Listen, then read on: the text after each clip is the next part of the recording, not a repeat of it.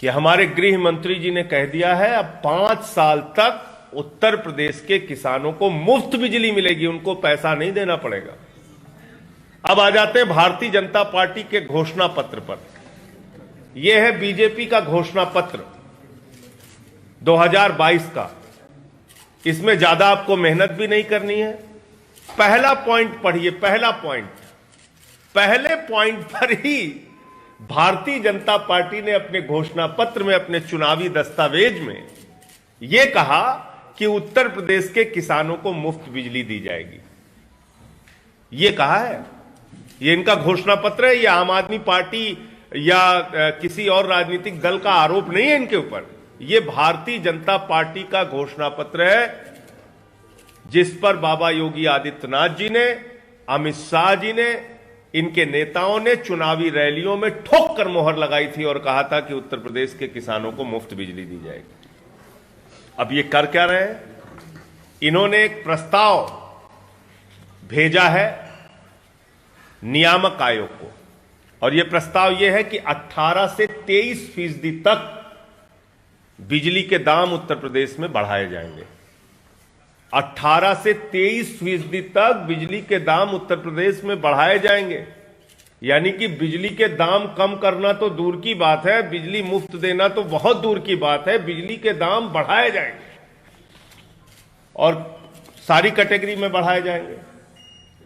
इन्होंने कहा कि बीपीएल कैटेगरी के जो बिलो पॉवर्टी लाइन लोग हैं, जो गरीबी रेखा से नीचे रहने वाले लोग हैं, उनके बिजली के दाम 17% बढ़ाए जाएंगे।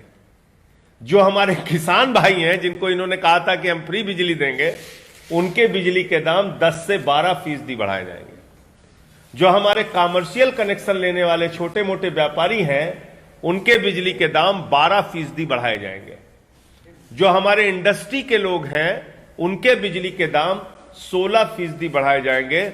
और घरेलू उपभोक्ता, यानी कि जिनकी सबसे ज्यादा संख्या है, उन घरेलू उपभोक्ताओं की बिजली के दाम 23% तक बढ़ाए जाएंगे। 23% तक बढ़ाए जाएंगे। अब यह हकीकत क्या है? बिजली के दाम बढ़ा क्यों रहे हैं?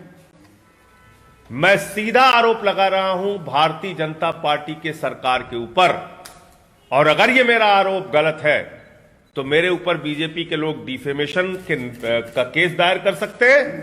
अगर मेरा यह आरोप गलत है तो सामने आके बिजली मंत्री और योगी आदित्यनाथ जी मेरी बातों का जवाब दे सकते हैं। इसके पीछे कोई और कारण नहीं है। इसके पीछे मात्र एक कारण है, भ्रष्टाचार, भ्रष्टाचार और भ्रष्टाचार। बिजली का दाम बढ़ाने के पीछे सबसे बड़ा कारण है सरकारी भ्रष्टाचार। आज उत्तर प्रदेश में लगभग 6 वर्ष हो गए भारतीय जनता पार्टी की सरकार के। आप बता दीजिए कितने पावर प्रोजेक्ट इन्होंने लगाए? लगभग 23,000 मेगावाट बिजली की जरूरत उत्तर प्रदेश को होती है।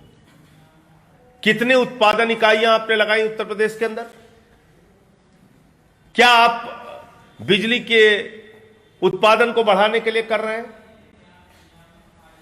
सवाल है जीरो एफर्ट। नहीं कर रहे हैं। और नहीं कर रहे हैं तो क्यों नहीं कर रहे हैं?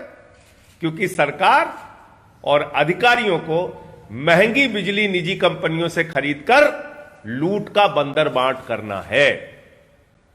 महंगी बिजली निजी कंपनियों से, बिजली कंपनियों से खरीदकर लूट और भ्रष्टाचार का बंदर बांट सरकार और अधिकारियों को करना है। और यह बात मैं क्यों कह रहा हूं? आपके सामने मैंने पहले भी खुलासा किया था कि भारत में कोयले का उत्पादन 30% बढ़ा है। बावजूद इसके मीडिया में प्रचारित किया गया केंद्र सरकार के माध्यम से, मोदी सरकार के माध्यम से, कि देश में कोयले का संकट पैदा हो गया है। देश के अंदर कोयले का संकट पैदा हो गया। यह पूरे देश में चर्चा की गई। आप मेरी बात मत मानिए, कोल इंडिया के चेयरमैन की बात मानिए, कोल मंत्री की बात मानिए, जो उन्होंने मुझे जवाब दिया। कोयले का उत्पादन 30% हिंदुस्तान में बढ़ा है। संकट और कोयला खत्म होने का तो कोई सवाल ही नहीं है। अब देखिए, हिंदुस्तान का कोयला बिजली के उत्पादन के लिए थर्मल पावर को कितने रुपए में मिलता है? 3,000 रुपए टन, 4,000 रुपए टन, मैक्सिमम 5,000 रुपए टन। लेकिन हमारी भारत की सरकार अपने करीबी मित्र नरेंद्र मोदी जी के करीबी मित्र अडानी को फायदा पहुंचाने के लिए, उसकी कोयले की खदानें विदेशों में है, उसको फायदा पहुंचाने के लिए कह रही है कि भले ही आपके देश के अंदर सस्ते दाम पर कोयला उपलब्ध है, भले ही आपको 3,000 रुपए टन कोयला हिंदुस्तान के अंदर मिल रहा है, भले ही हिंदुस्तान की कोल इंडिया की कंपनी की उत्पादन क्षमता 30% बढ़ गई है, बावजूद इसके आपको विदेशों से कोयला खरीदना पड़ेगा। और कितने में खरीदना पड़ेगा? 25,000 रुपए टन, 40,000 रुपए टन, 30,000 रुपए टन, जितनी मनमानी बोली लग सकती है उतना। तो जब महंगा कोयला विदेशों से खरीदा जाएगा, अडानी की खदान से खरीदा जाएगा, उससे बिजली का उत्पादन किया जाएगा, तो निश्चित रूप से बिजली के दाम बढ़ेंगे। एक तो बड़ा भ्रष्टाचार केंद्र और राज्य की सरकारें मिलकर ये कर रही हैं, और कई राज्य सरकारों पे तो दबाव बनाया जा रहा है। जैसे पंजाब की सरकार ने कहा कि भाई हम महंगा कोयला क्यों खरीदेंगे जब हमारे पास सस्ता कोयला है। तो कह रहे नहीं खरीदो, नहीं तो तुम्हारा कोयले का जो हम कोटा है उसको बंद कर देंगे। उत्तर प्रदेश की सरकार अपनी सरकार से कहे कि भाई हम सस्ता कोयला खरीदेंगे, महंगा कोयला क्यों खरीदेंगे? क्योंकि तुम महंगा कोयला अगर खरीदोगे तो उसका दबाव किसके ऊपर पड़ेगा? हमारे ऊपर पड़ेगा, किसान पे, मजदूर पे, झुग्गी वाले पे, आम आदमी पे। तो एक तो कारण